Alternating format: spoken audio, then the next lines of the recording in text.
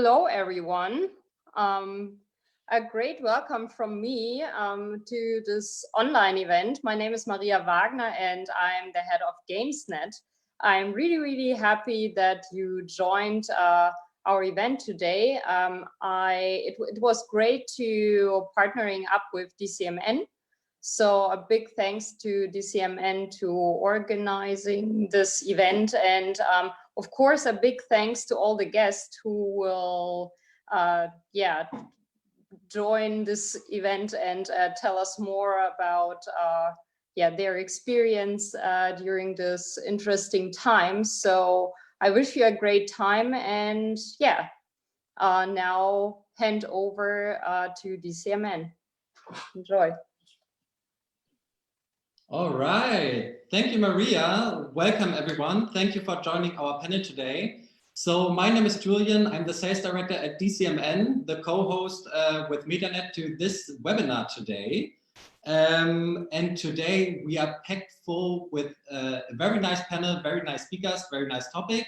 So just to give you a little bit of background about what DCMN does, who we are. So DCMN is a full service growth marketing partner specialized on digital brands. We are based in Berlin with our headquarters, but also running offices in New York, London, Cape Town, Kugonic, Amsterdam, and Munich. So we have a very global appeal, and of course, gaming plays a very big part in that. And pretty much the journey of gaming within DCMN started 2015, actually initiated when I joined the company back then, with very small steps, doing smaller campaigns for the likes of Bitcoin, for example, or Come to Us at Gameloft. And 1 year later, we grew quite a bit. We did a very nice campaign for Clash of Kings with Bastian Schweinsteiger. And pretty much gaming became one of our major verticals. And so, you know, we breathe and live gaming. We have a lot of people within our company with a lot of gaming background. For example, our CCO, Marco, who has been building up Frogster Germany back then, and then the takeover of Gameforge. So it's in our DNA, and we don't only work with gaming, we also play a lot of games. So also, yeah, I often beat Marco in FIFA on our PlayStation down on the 3rd floor, but that's another topic. So yes, pretty much that's who we are, that's who I am. But now I want to introduce our awesome panel today. So we have, first of all, Nate from Kolibri Games, up and coming. He is the director of business development and will be the first one to talk about the current situation and how they are striving doing that. Then secondly, we have Andrej from Nordeus. Hello, Andrej, to give us a little bit of background and insights how they have been dealing with the whole situation. And last but not least, Melanie from Wooga, who is the head of marketing. Hello, Melanie. So she will pretty much round up the whole conversation. And at the end, we should have a very great overview of European publishers and how they have dealt with the whole COVID-19 situation. So first of all, Nate, welcome to the conversation.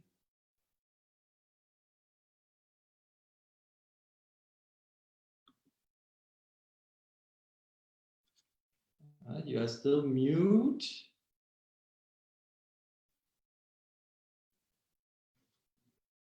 Nate, I still can't hear you.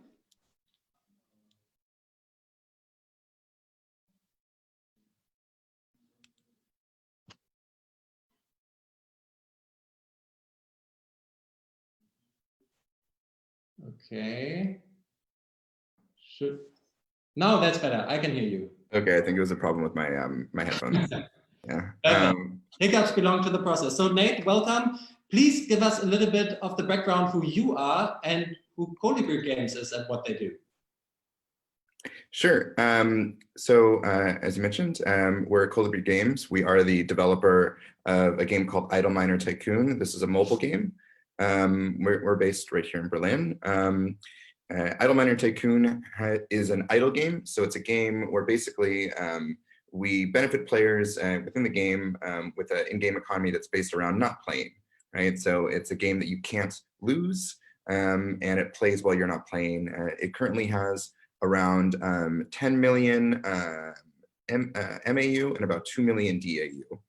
We also have another game called Idle Factory Tycoon, which is a similar game, whereas with Idle Miner Tycoon, it's all about mining. Idle Factory Tycoon is about building your factory. We have a few more games on the way, so you'll find out soon enough. Perfect. Thank you very much. So beginning the whole topic, so what kind of effect did Kolibri games see during the whole COVID-19 situation and the lockdown pretty much on a global scale? Sure.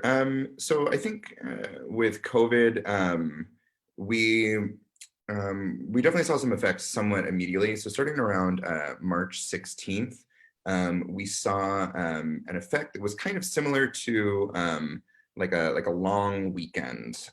So DAU were up, organic installs was up, and there was not, the only difference, of course, was there was no dip.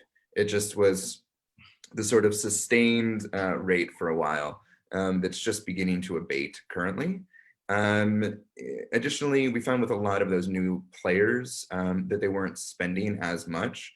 So they tended to be maybe more tourists in a sense. You know, they come, they have a lot of time so they can grind within the game. So play sessions are up, but aren't necessarily spending as aggressively. And yeah, as I mentioned, it's just beginning to abate currently. Yeah, primarily. Okay. That's it. So we can say the effects of the whole COVID situation and the increase of usership is pretty much on a decline right now. Yeah, I think so. I think we've also sort of shifted a bit some of where we're spending, and we kind of do this occasionally. So that's also had an impact. So you know, we've shifted between different countries that might not be as affected at any given time. I think the one big thing that we've discovered is that it's very hard to there aren't like continual effects that we can then adjust the entire company's strategy around. It's changing every week, right? So as like as countries are going into lockdown or out of lockdown, we just have to kind of react accordingly, as we're doing now. And potentially this is a model for, you know, what to do in the second wave, which is presumably coming in around October. Where we'll see an increase in lockdowns and maybe a return to these types of activities. But currently there's a bit too much chaos to really define succinctly. Okay, perfect. During the whole COVID situation, how did you actually adapt your marketing strategy to pretty much take advantage of the increasing usership? Sure. So I think there's a few things. So number one, we had the either fortunate or unfortunate experience of all of this being timed right around an acquisition. So we're really excited because we were just acquired by Ubisoft. So this whole process leading up to it, it was a big one, and there required a lot of, like, you know, company activity to make sure that everything was looking good for Ubi. And then right after the ink was drying on the acquisition form, the COVID hit. And so it's a little difficult to separate, you know, what is a COVID thing, what is a Ubisoft thing. But I think there's definitely some stuff that we were doing and would have done regardless. So our objective is to always be the #1 player-driven idle games company in the world. So a big part of that has been a focus very recently, within the last few months, on becoming more analytical with our data and making sure that we understand our players. So as a process during COVID, we've made a sustained effort to actually stabilize everything, right? So we don't want runaway DAU in one place because suddenly there's some marketing channels that open up. We don't want our ad revenue CPMs to be fluctuating all over the place. So we want to make sure that there's stability, so it's easier for us to analyze, you know, what is the actual LTV of the players, what's the retention rate, what's the constant retention rate, are improvements we're making, are they sustaining throughout the within the game. And I think that is sort of like, basically it's just to make sure that there's no more chaos, I think. I bet. So definitely a couple of factors playing into that right now. So not only the whole COVID situation, but also the takeover of Ubisoft, which of course probably plays quite an effect as well. Pretty much when coming out of this situation, because especially now, performance marketing seems to work quite well, but at one point, of course, for single titles, those resources seem to run dry and saturate. So what are you guys doing to push more towards brand marketing and actually building up the brand of your games and Kolibri games itself in the future? Yeah, I think that's a good question. So we're obviously very concerned with our brand, and we've approached this in a bunch of different ways. You know, I think you could go into the App Store now and see like a million things that either look like our game or have similar names as our game or similar icons or you know, so on. So for us as a brand and our games as a brand, there's a few different things that we can do to kind of differentiate ourselves. Number one, we've definitely been trying multiple different UA sources to sort of kind of spread out where people are first interacting with our brand. I think one thing that we've seen is that during recent times, it's actually been easier to approach influencers. A big part of the marketing channels has been devoted to servicing travel and events and things like that. And so with funds shifting away from that, there are new opportunities for us. I think another thing is that we spend a great deal of time on PR, merchandise, and community engagement. So a lot of time is devoted towards our community presences. And we also try to, I think within the games, get a little bit more clever about how we're interacting with players. So that's things like we had a community, we had like a panel within the game that was encouraging players to be safe and stay inside because, you know, they're obviously COVID's here. And so that's kind of one aspect. And I think more than anything, we're just looking to experiment with new ways to reach people and kind of like solidify the message. We are the #1 idle game company in the world. Perfect. Sounds like a great plan. Nate, thank you very much for your input up until now. And we will now switch to the next one. In between, please, everyone who is watching and listening, we will have a Q&A at the end of the panel. So if you have any questions, anything that's being unasked right now in the whole panel or that really intrigues you, please put them into the Q&A section, and then we will use the last 10 minutes of the whole webinar to talk about that. So first of all, thank you, Nate. Glad to see you back to the Q&A, and handing over to Andrej. Welcome. Hey, man. How are you doing? Perfect. Do you want to give a quick intro of who you are and who you're working for? Yes, of course. So yeah, as I said, my name is Andrej. So basically, I'm leading user acquisition team or performance marketing growth team in Nordeus. So we are based in Belgrade, Serbia. Maybe some of you know our flagship game, and that is Top 11, Football Manager, which we actually celebrated 10-year birthday like recently, 1 month ago, which was like a big milestone for us. And we are also constantly working on the new games, like recently launched Heroic, which is a strategy game, and a Golden Boot, more casual football game. I think that covers pretty good. Like basically we're working in free-to-play mobile games development, and that is our main focus. Perfect. Sounds great.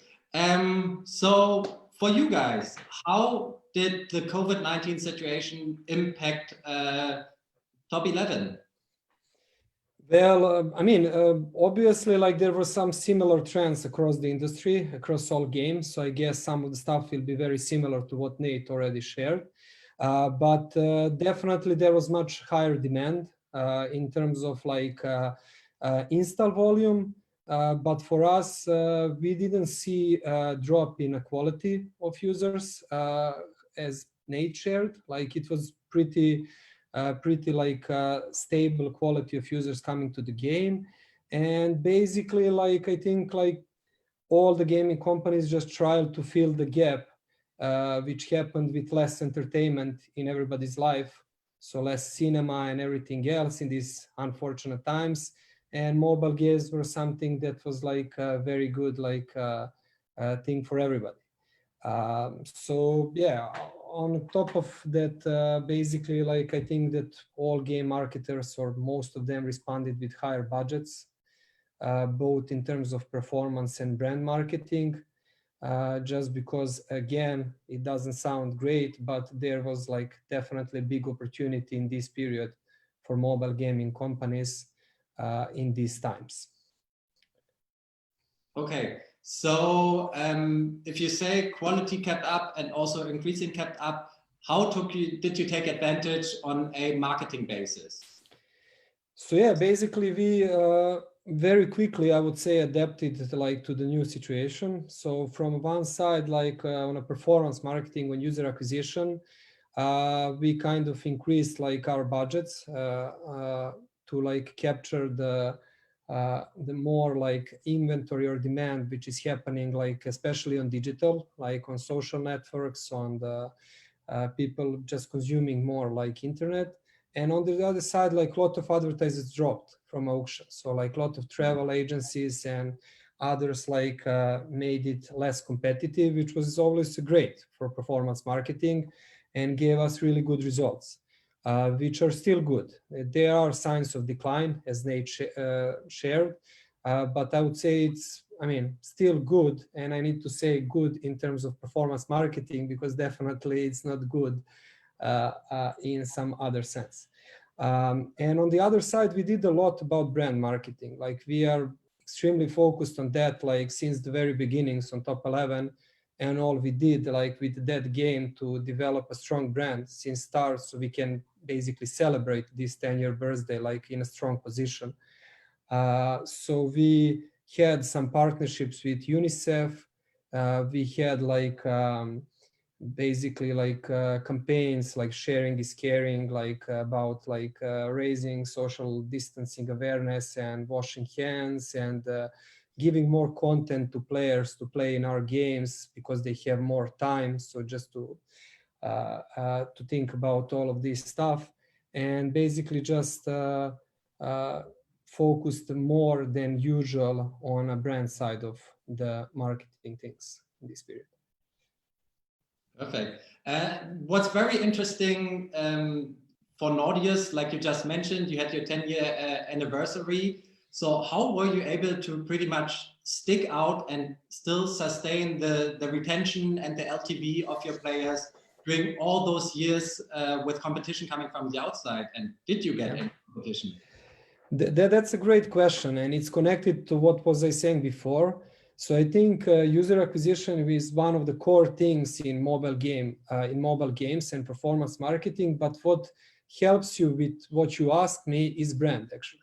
So if you develop a really strong brand, all those other football management games that appear, which have similar icons, similar screenshots, similar gameplay, will just be second, third, and fourth. And like leaders in any category, which have strong brand, can live for 10, 20, 30 years. That's not just the case in digital or apps. That is like with all the other traditional brands like Coca-Cola and others.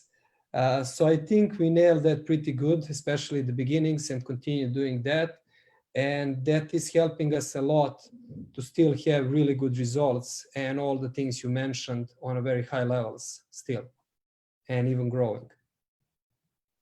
Yeah, sounds good. Definitely a very interesting and amazing story. So when you talked about your brand strategy and having got a lot of collaborations, working with the testimonial for a couple of years now, how do you see the use of traditional media channels like TV and radio, for example, out of home as an essential part for gaming and especially for building your brand? Yeah. Yeah, that's really like we all know here that for user acquisition and performance marketing, digital channels are like a must and the biggest by far chunk of budgets.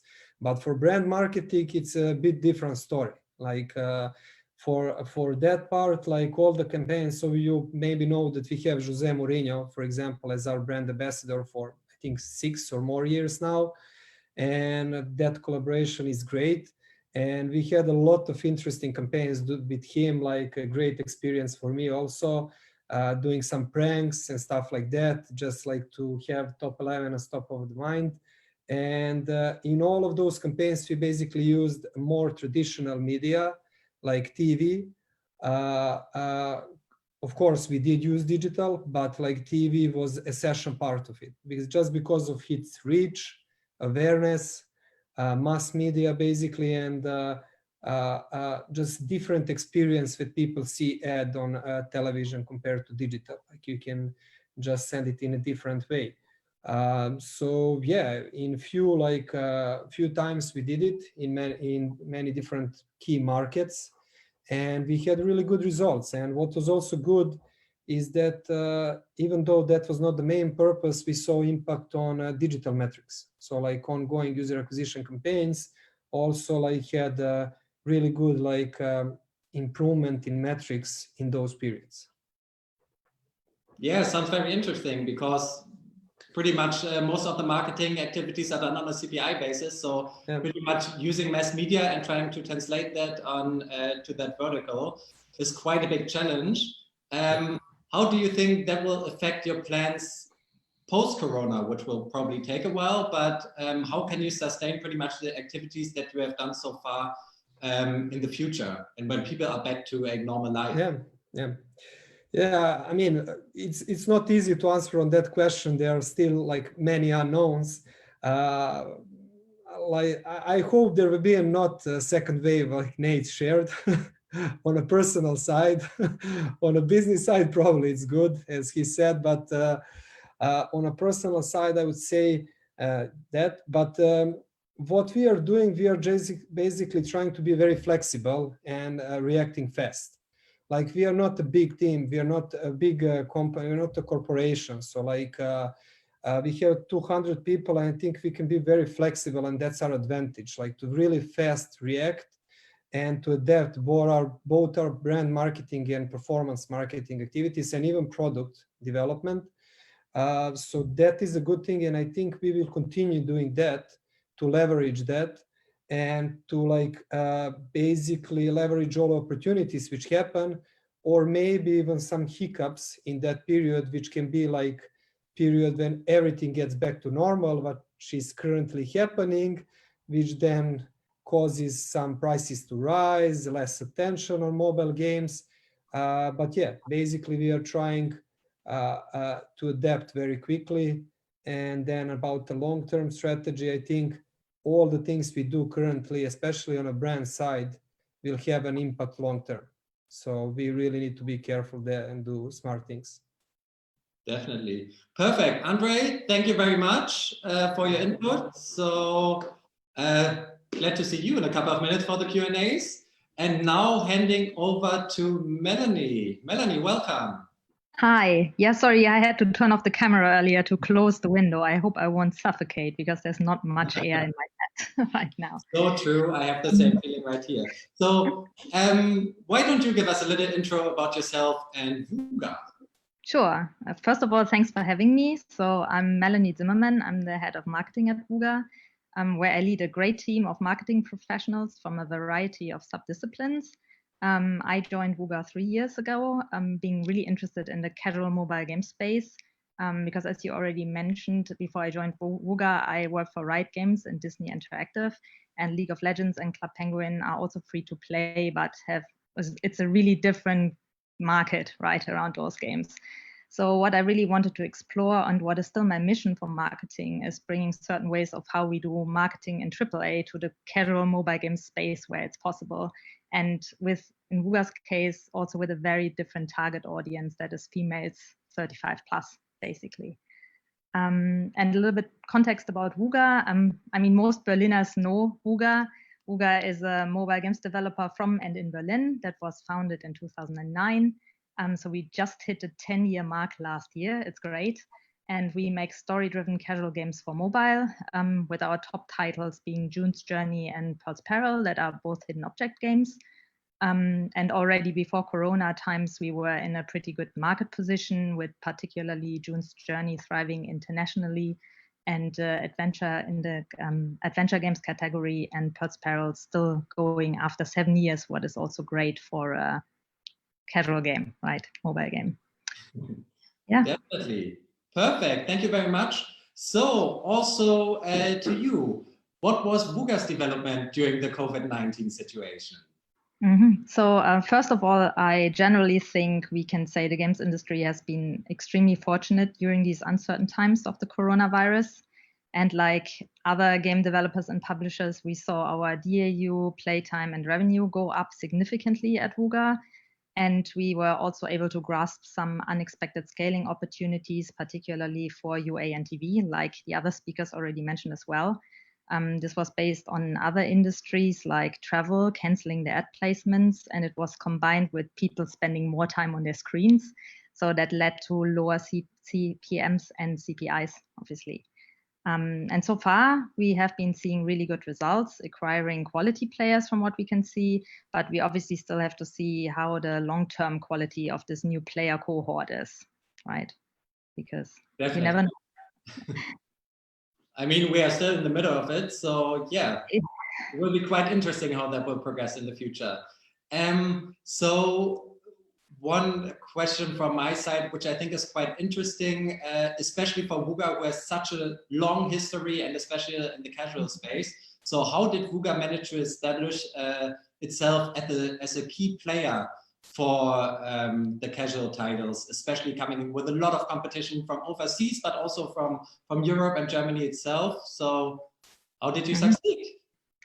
It's obviously a complex subject, but first thing coming to my mind is we develop great games, and we also make a conscious effort to understand our player base, to develop for them at all times, right? Plus, I and we at Wooga strongly believe in integrated marketing. This means developing strong brands and consistent storytelling across all player touchpoints and on an ongoing basis, really. So like this, you don't only build brand awareness and audience perception, but you also gain trust and loyalty from your existing players. And this consistency and authenticity is important, because if one part of your story is out of alignment, everything is out of alignment, and the players don't trust you and your brand anymore. So in this context, a good example of what we do not do at Wooga are cheaply made fake ads. Probably see everywhere at the moment, or not so much anymore. The boom is already over, I guess. So we are proud of our high quality games and intricate art. So this approach just wouldn't work for us. And we also have an in-house creative production team to ensure our brands are always well represented. And funny enough, a few days ago, we actually got feedback from a player saying something along the lines of they were really pleased with June's Journey. The game actually looks like the ad they clicked to get to the game, because this isn't the standard anymore nowadays. And Corona specific, during times of Corona, this part of our mindset and strategy, of integrated marketing has obviously not changed. What did change was the opportunity to scale and our already strong brand of June's Journey, particularly at a relatively low cost for UA and TV. Yeah. Okay, very interesting. And I mean, especially, yes, making the ads look like the game in the end is quite a challenging topic. And I mean, all of us have probably seen a couple of ads that suggested more than what was actually there at the end. Besides that, because we know great games, great gameplay and monetization is a very important factor, but of course, marketing plays also a very essential role of how successful titles will get at the end of the day. So which marketing activities have worked particularly well for the Wooga titles?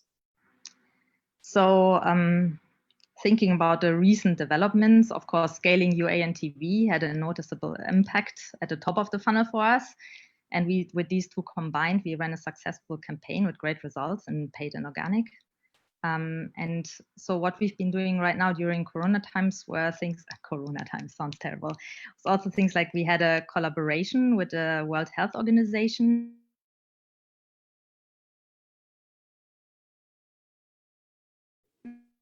to encourage the games part together, as they called it. So created a lot of content for it, and CRM channels. And we also had one of our community managers run several live streams to play Pearls Peril live to keep our playing as well. Is my, oh, you froze. I hope it no, it's back on. Pretty much when you talked about the World Health Organization, you cut out for like 30 seconds. Okay, so I start again there, I guess. So we had a collaboration with the World Health Organization to encourage social distancing by playing games apart together while physically staying at home. And we created a lot of content for it, especially social media and CRM channels. And we also had one of our community managers run several live streams to play Pearls Peril live and keep the players company while they were playing as well. And with things like this, we show our community that we care and we obviously keep them engaged. Plus, the campaign got noticed by the app stores, what was also good for us, obviously. So you can check the campaign out under #PlayApartTogether. Yeah, I saw that. Definitely a couple of Gem City, for example, was joining as well, and a lot of other great big publishers out there. So definitely a great initiative, and I think definitely gives you a very authentic and healthy push for your titles. You mentioned that TV has been a part of your current activities. How does that translate for the future? Is branding, you said it's already a big focus and you took advantage of that during the COVID-19 outbreak. So what are the plans for the future? Will that still be a topic, even though viewership might go down and prices might go up for media? So as I mentioned earlier, how we were able to scale some of our marketing channels thanks to Corona, well, one of them being TV. But now we really have to see how we adjust, right? How things are developing with prices moving back to more realistic numbers. We also still have to see the long-term quality of our newly acquired player cohort, like I said, how it goes on, how things really, you know, it's like chaos. It's like a lot of uncertainty. We can see that prices are going slowly up, but who knows when they go down again because there's the second wave, right? So it's a little bit crazy. But what I can share with you is that particularly scaling TV has given us a great opportunity to scale for brand awareness and brand preference, what now gives us a new baseline to work with and to build on, right? So we are now not stopping our TV efforts. We will continue to go down that route, obviously, because it was successful. Yeah, definitely. And I mean, of course, we have a very delayed development of the whole pandemic. So Germany was pretty much March and April where we hit the peak. So US and South America is pretty much up now. And so you are pretty much active globally. So it's a different topic. Also, this is actually a whole different but really interesting topic. So our great scale was actually in the US and Canada. And we are now tackling more markets. Can't say more. Sounds good. Perfect. Thank you very much, Melanie. That was very insightful. So a lot of different perspectives, listening to Nate from Kolibri, Andrej from Nordeus, and Melanie from Wooga. Very nice. So now we will head into the Q&A session. So we received a couple of questions. No worries, nothing wild. So you don't have to give up your darkest secrets. So everyone is allowed to unmute, and we will open the round right now. So one of the questions was, how did COVID-19 actually affect your company culture? So let it be the home office situation, communication, that whole topic. So I see Andrej unmuted, so maybe you want to start? Yeah, I mean, yeah, I unmuted, so let's say I applied. So, I mean, we have a very, I would say, close company culture. So like very friendly, a lot of meetings during the day, like having lunch and breakfast together in the company. And that is helping us a lot. So we have So in some casual talks or corridor talks to like talk even about some high level and strategic things, like or to start those conversations, then continue them. So I think that is definitely missing, and that interacting with people, which was always great in Nordeus and a big like part of it. So yeah, I hope we will be back soon, everybody in the offices, and that will continue.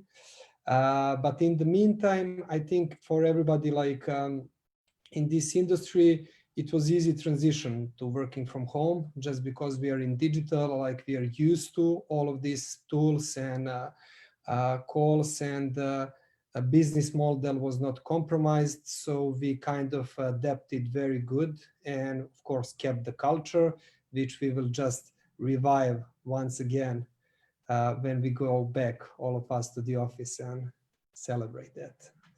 So yeah, that's more or less it. Sounds good. Perfect. Nate? Yeah, we did a few things in order to try and preserve our company culture.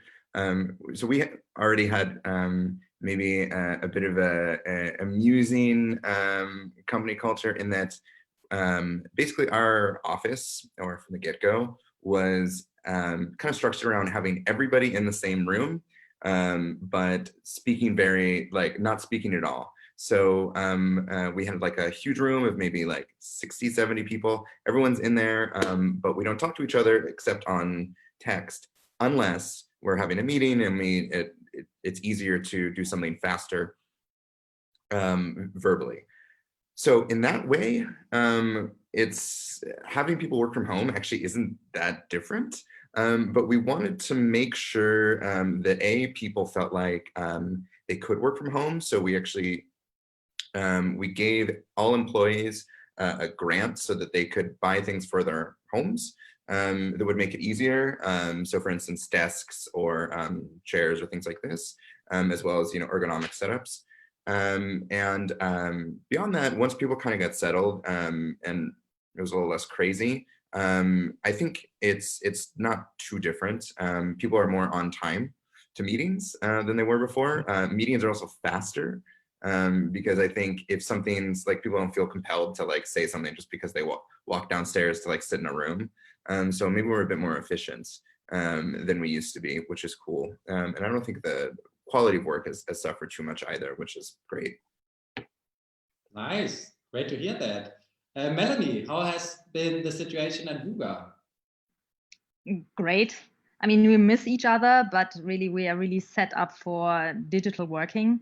And the collaboration is great. So we have like some extra meetings, like we have like a morning's digital stand-up in the team now introduced and things like this, just to check in with everyone on a daily basis.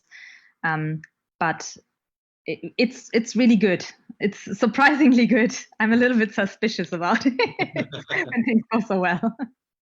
And it's really nice to see also, for once, that the games industry is the industry that doesn't have it as hard, because the games industry usually is the one that always gets hit by everything.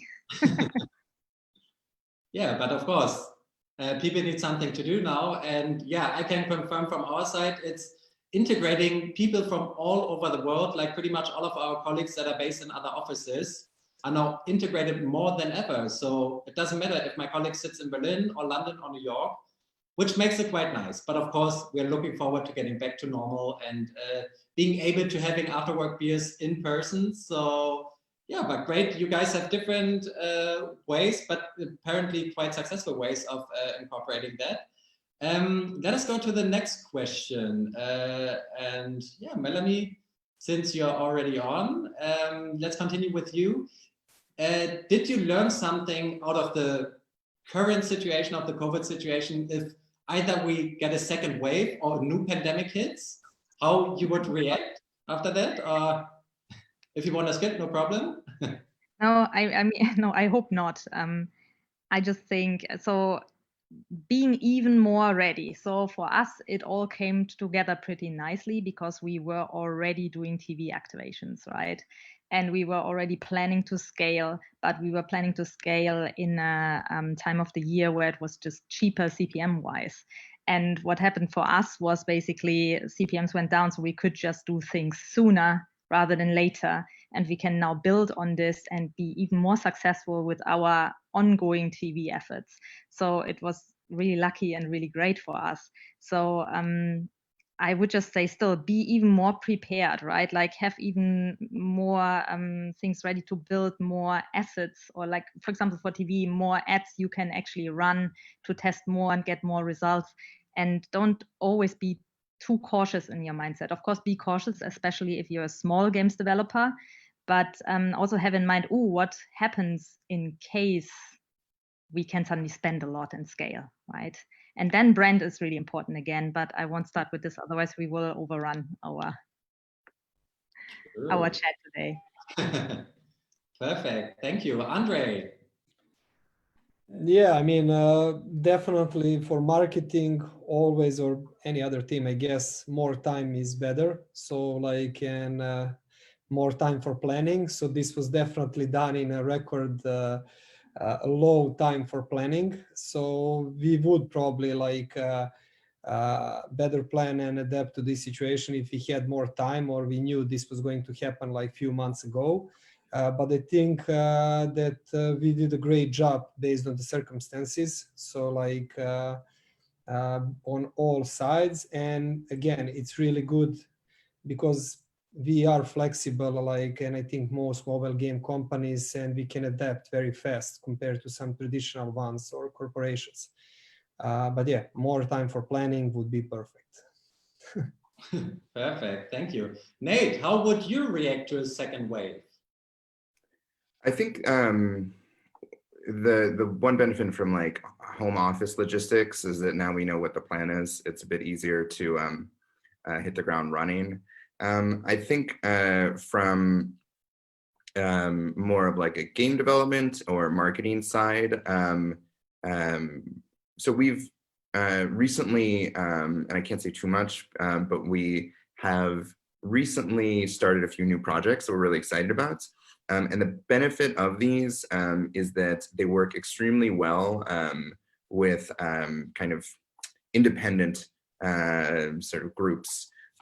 So I think probably depending on how these go over the next few months, if another wave were to hit, which of course, don't want, we probably want to put more of a focus on these types of independent projects, just because it requires a little less coordination, and it's a lot of just kind of like heads down work rather than meetings or ideation sessions. So you'd probably see a little bit more of that coming out of Kolibri. Perfect, thank you. So we need to wrap it up. Last question, and yes, this is going to be a little mean, but Nate, since I still have you on the screen, how much time do you spend playing your own games?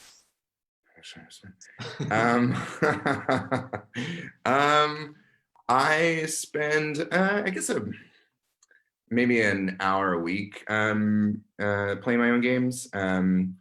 I think, so part of my responsibilities is to, I communicate with the platforms about upcoming changes in the games.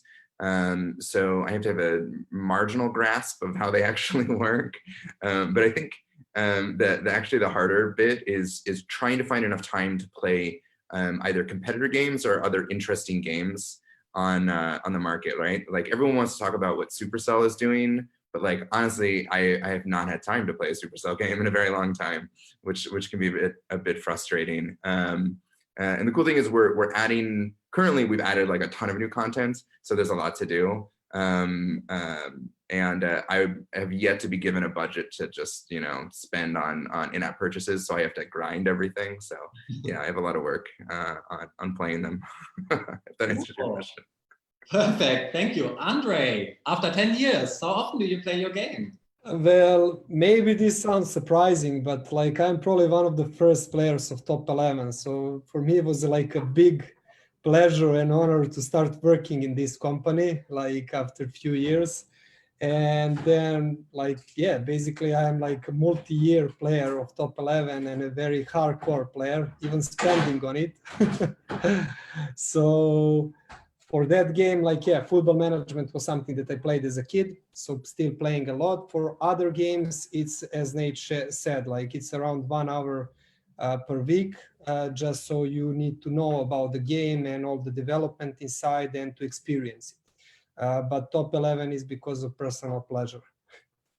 Perfect, great. Then, thank you very much, Melanie. How often do you play? I mean, you have multiple games, so. Yes, and I'm spot in the target audience of our games. Right? So I actually do play our games and I enjoy it. We also have some competitive elements, like you can perfect the scenes when you play them more often. I'm a competitive player and I get the kick out of this and nice island decorations you get as well. And I'm also very lucky because we have new games in the pipeline, obviously. So you get to play the new builds of this, and it's like super interesting because it's not only that you play the games that are already there and that are great, but after years and years, you may get like, I don't want to say bored, but it's like always the same for you in a way. So new games is then bringing a whole new level to the whole thing, and that's great. Awesome. Yeah, that's not always the answer I get from people who work at gaming companies. So perfect. Thank you very much. Thank you very much to the whole round, to, of course, MediaNet, our partner as well, to Andrej from Nordeus, to Melanie from Wooga, to Nate from Kolibri. Very great exchange. If you have not had enough, we have our OMR masterclass coming up. Topic being Be a Transformer, how to adapt and win the media game in the COVID-19 summer, moderated by our very own Eric and Hillary. So sign up for free on omr.com and you can watch it live on the 18th of June at 10 a.m. So again, thank you very much, everyone. Maria, maybe one last word from our trusted partner and have a good evening. Yeah, thank you very much. It was really great, very informative. And it was also great because like this time, like with all the online events, I don't have to organize catering and everything else. So I just can watch and relax and listen. It was really great. So thanks for that. And also one short information from me, we launched a new online format. We record podcasts with interesting key players of the industry. And actually we will release the first one tomorrow with Par Larsen, the managing director of publishing of Epic Games. So if you're interested to listen about his life story and basically how he got into the business, just check out our website. But yeah, thank you very much. And enjoy your day. And a big thanks to all the guests. Thank you. Bye-bye. Bye. Thank you. Bye.